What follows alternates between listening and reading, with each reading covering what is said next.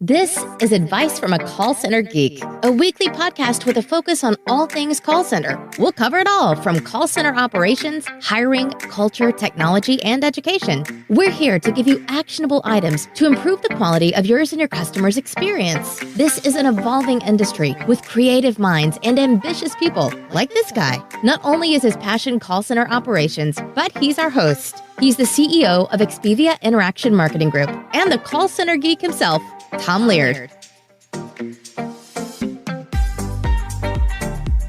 Hi, everybody. Welcome back to Advice from a Call Center Geek, the contact center and call center podcast, where we try to give you guys some actionable items that you can take back to your contact center to improve your agents, improve your overall quality, improve the customer experience, and in what we're going to discuss today, improve your technology as well. My name is Tom Laird. I am the CEO of Expedia Interaction Marketing. We are a 500-seat call center outsourcer located here in the United States in Erie, Pennsylvania. How's everybody doing? Happy week before Turkey Day. So Thanksgiving is on the horizon. Kind of crazy how this year is almost over. I'm super tired of of hearing about impeachments. I'm super tired of of just going back and forth. I am not looking forward to Thanksgiving. I'm going to try to hold my tongue. I have like I'm sure a lot of you guys do too, a lot of family members who have a lot of opinions on what's going on in this world and specifically here in the States. So pretty crazy. But anyway, I digress, I guess, here. And I wanted to discuss with you guys a little bit on AI, right? Because as of last week, November 14th, Google basically said that their contact center AI was GA, or generally available in their in the Google Cloud, so you can kind of access and kind of play around with it. A lot of the partners that Google's working with, from Nice and Contact to Five9 to Genesys to TalkDesk, all those guys have known about this for a while and have been working with them to develop products to utilize that AI technology into their telephony platforms. So as you guys know, or well know if you follow the podcast, we are a Nice and Contact shop. We use Nice and Contact. I've had many conversations with their product team and excuse me, with where things are going and where they see the AI really making the quickest and the biggest impact in the contact center. I believe that Nice and Contact is the leader in the cloud telephony platform, and I think if you look at a lot of surveys and a lot of the technology reports and the analyst reports that have come out, that kind of backs up that statement. So really, I think where Nice and Contact sees the industry going from the AI telephony platform, I guess, track, right? That's where a lot of people are going to follow. So with that, this is something not only that Nice and Contact is going to be doing, but us here at Expedia and myself personally are going to be getting involved with. This is kind of an exciting time, especially after last week that gets announced. If any of you follow or were at Dreamforce, I was not there, but at Dreamforce, basically, Salesforce has announced that they're going to partner with Amazon Connect to kind of become really a one platform product. So while they're still going to utilize their partners, right? So if you're using a Five9 or an InContact or a Genesys, and you can still integrate with Salesforce, but they're going to kind of have an off the shelf product that has kind of the Amazon Connect connected to it, so that you don't have to go to those partners, I guess, technically, if you're just using Salesforce. So that was a pretty big announcement. I did post that on my LinkedIn and on Twitter, and had I thought the best article I could find on that. So if you're interested in that, kind of check that out. But I wanted to talk today about where AI is going and where specifically I'm going to be using it, because I think that's really the best way for me to talk about it, because there's so many pie in the sky things with AI, right? So everybody heard or saw it was about a year ago, maybe even a year and a half now, where at the Google user conference or the developers conference, I forget what one it was, they kind of did a full, I don't want to say mock-up, but they did a quote-unquote phone call scheduling a hair appointment, and they just used their Google AI and the voice behind it, and obviously the customer didn't know that they were talking to a robot. I guess technically a robot, right? Or talking to an AI platform. But I personally, and I think I'm probably in the majority right now. I don't think that is, while it may be GA in a certain way, I don't know if it's generally acceptable in that kind of GA, right? Yet, I don't know if the technology is good enough that somebody wants to put all that time and effort and money into doing that.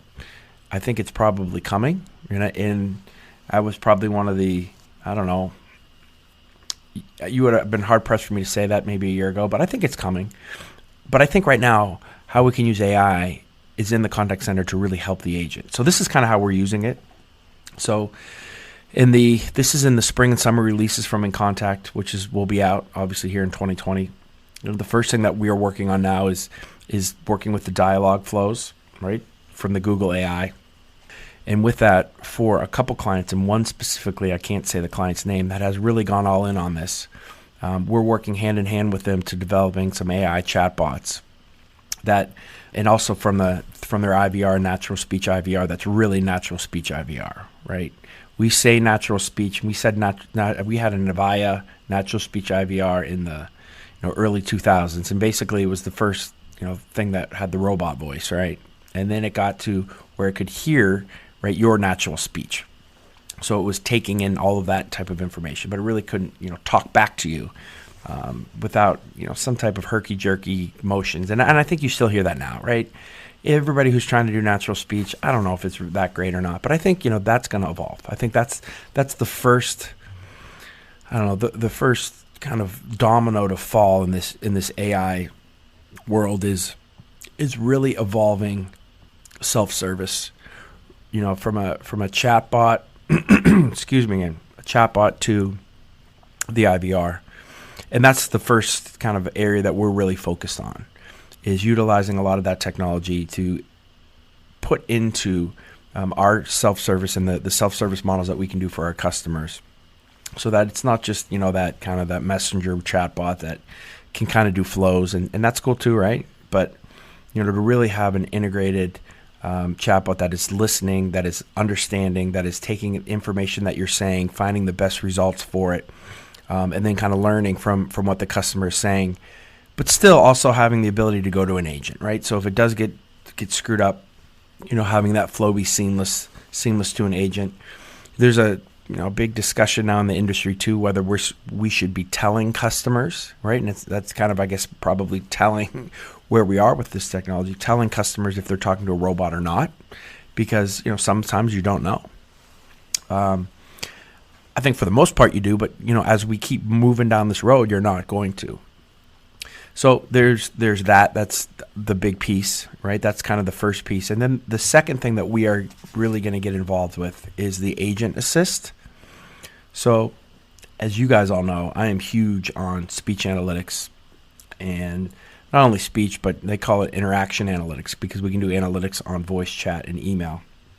But now to take the next level of doing really real-time through Google, real-time translation and real-time transcription, I should say as well, both of them, right? So from the translation, as a customer is talking, right? And maybe you're just a USA call center, and this is really cool for us.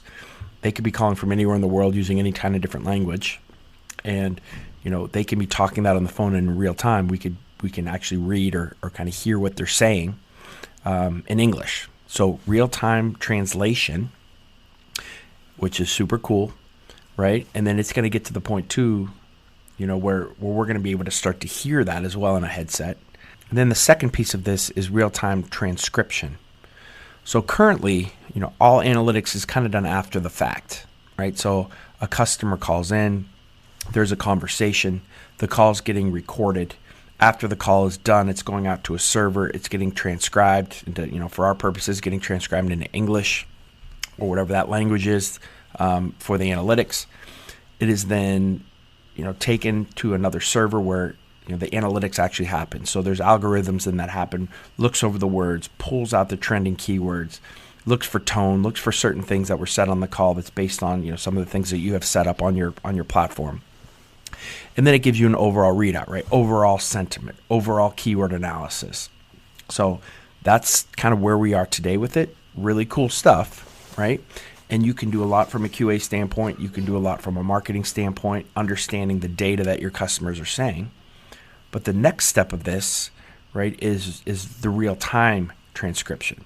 So as a call's coming in, I'm talking to a customer.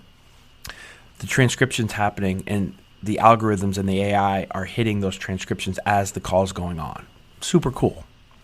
So what this means is, number one, we can look at sentiment right away. So even if a supervisor has a dashboard up, they can be looking at all the calls, and they can see calls that are starting to go south, right, without even monitoring, because we'll be able to kind of know that ahead of time. We'll also be able to give an agent assist from a standpoint of where they should go next or what they should do next based on a lot of the things that the customers are saying, right? So let's say, maybe you just serviced a customer and the customer said, thank you. The AI kind of takes everything that happened on that call so far and says, you know what, where this customer is right now, where their tone is, for the things that they've done in the past with us, you should go cross-sell or upsell them this product instead of, this one, or this one. So it's going to actually tell you and give agents assistance into what to do, how to service, how to sell, what to actually say to the customer in real time. That's based not just on, maybe a flag that this customer likes these types of things, but on the real-time sentiment scoring, on the real-time, processes that the customer has gone through. So that's really cool. And again, that's something that we believe can really help our agents from not only servicing customers better, us having, more real-time, eyes into what's going on every single call with kind of a dashboard of a snapshot. And two, we think we can obviously improve the customer experience by having some our AI friend, or kind of calling it like our AI supervisor, right? That's there to assist where to move, where to go to next. And also, for a lot of our customers, they do a really good job of turning this cost center, right, their customer support, into a profit center, because there's always some type of cross-sell or upsell opportunity that they're looking for. And we'll be able to really drill down to sell more, to convert more, and have a higher conversion number, which obviously means, more money for our customers, which means more happy customers, which means hopefully growing programs, and then, obviously more money and more business for us as well. So I know everybody wants to talk about we're going to get rid of all the customer service agents in the world. We're just going to have an AI virtual agent. It may come someday. I'm not saying it's not. I mean, I think if today also was announced, by the way, we're recording this on 11/22 of 2019. Tesla's coming out with their new, what is it, the Cybertruck or the Cybertruck, right? Which is their new truck that looks like it's from like the year 2021. Pretty crazy, pretty cool. But if you would have told me that there's going to be an all-electric truck like that and they showed it with they took a Ram F-150 and they did a tug of war, and obviously the Tesla truck won, but still, to even being able to think that would even be remotely a possibility is pretty crazy. So again, for me to sit here and say that virtual agents are going to take everything over, I think would be naive of me. Having said that, I still think there's always going to be a place for, especially in the next 5 to 7 years, there's going to be a big place for the human being piece of this, right? Because the technology is not really there. Again, let's talk in 7 to 10 years, and I think maybe my type of customer service, that we're going to be a boutique, right? We're going to do real high end, really cool stuff. I think there's always going to be a place for the human call center, and I always said too, I think that the customers are going to start to advertise that they use not just American, but they're using humans. Like that's the big difference. Like we don't use robots, we use actual humans. And I think that's where I'm seeing and kind of trying to place our business, where we are not naive to say, hey, AI is never going to happen. No, we think it is, right? But we're going to position ourselves to utilize it as much as we possibly can to help our agents, to make sure our customer experience is as good as it possibly can be, while at the same time, understanding that we think that if we really train our reps well and we really show the type of empathy. We really help the customer get to, beyond expectations, that, there's going to be a place for centers like us.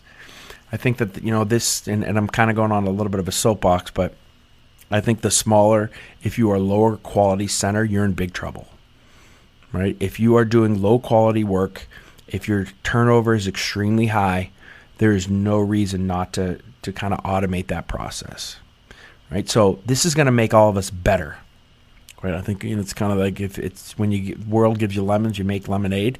I think that this is going to make us better. We've been trying to plan for this for a while.